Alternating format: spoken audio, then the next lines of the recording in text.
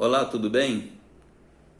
Em 2017, final de setembro, princípio de outubro, a revista Veja, através do seu articulista José Roberto Guzzo, publicou uma matéria que, a meu ver, foi extremamente agressiva, irreal e discriminatória em relação aos cristãos evangélicos.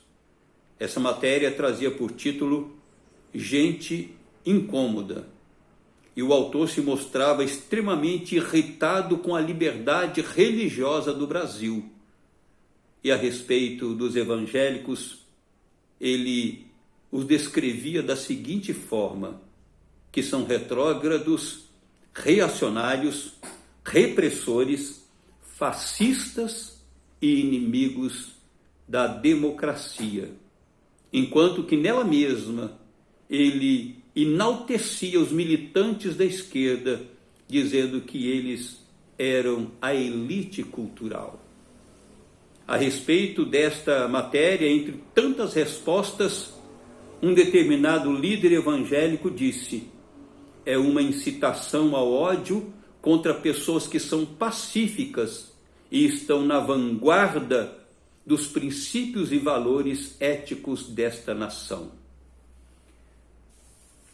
No meio de tanto tumulto desta publicação e tantas outras expressões que são adversas ao cristianismo, nós precisamos ter em mente de que, durante a sua existência, o cristianismo incomodou. É um confronto da luz com as trevas, segundo o Senhor Jesus Cristo. Em Atos dos Apóstolos, capítulo 24, versículo 5, nós lemos o seguinte: porque tendo nós verificado que este homem é uma peste e promove sedições entre os judeus esparsos por todo o mundo, sendo também o principal agitador da seita dos nazarenos. Veja como a vida deste homem, este santo de Deus, este cristão autêntico, foi lida naquela ocasião pelas autoridades. Disseram que ele era uma peste, que ele era promotor de sedições ou de contendas e de que ele era um grande agitador. Isso só porque ele estava divulgando o cristianismo, levando a mensagem cristã por todo o mundo de então.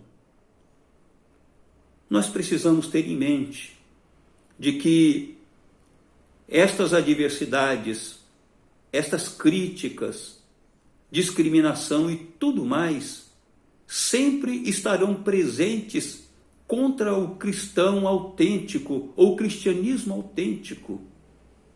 E eu queria que você tivesse em mente 3 coisas para viver este cristianismo autêntico. Em primeiro lugar, alinhe a sua agenda à agenda de Deus. Não sei se você já reparou, mas, de um modo geral, a discussão que está na sociedade só gira em torno de futebol e de política. Nos últimos anos, então, só se fala de política e futebol. E tem gerado muita quebra de unidade no meio cristão. O que deve ocupar constantemente a nossa fala não é o futebol ou a política, mas o que deve ocupar a nossa fala são os valores do reino, as dádivas celestiais. Precisamos propagar a Cristo como sendo o Salvador do mundo.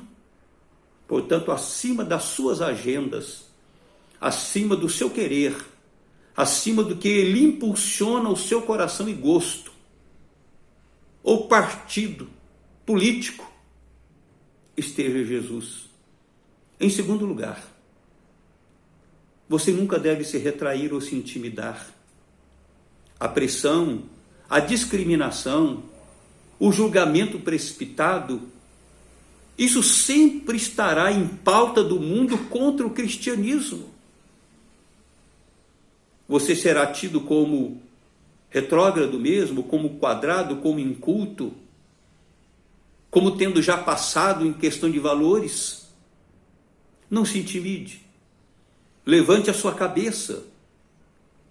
Leve o cristianismo a sério e saiba que você está levando adiante um dos valores principais, ou o valor principal que existe neste mundo. Não se envergonhe. Levante a sua cabeça e siga de forma altaneira.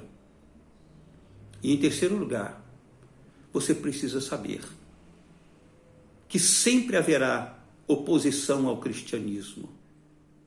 Foi lá no primeiro século, foi assim em todos os séculos, às vezes de maneira mais disfarçada ou oculta, mas o cristianismo sempre será perseguido, porque são forças opostas que coabitam este mundo. Os valores cristãos provenientes dos céus e os valores terrenos provenientes deste mundo. Portanto, este conflito sempre existirá, mas que nós, cristãos autênticos, que não vivem apenas na base do moralismo, possamos ser encontrados firmes e legítimos na nossa posição. É um absurdo como este órgão de imprensa tão importante no Brasil usa esse tipo de artigo para atacar os cristãos evangélicos. Mas precisamos aprender a conviver com isso. Precisamos viver os valores cristãos de forma plena. É nisso que eu creio. Que Deus lhe abençoe.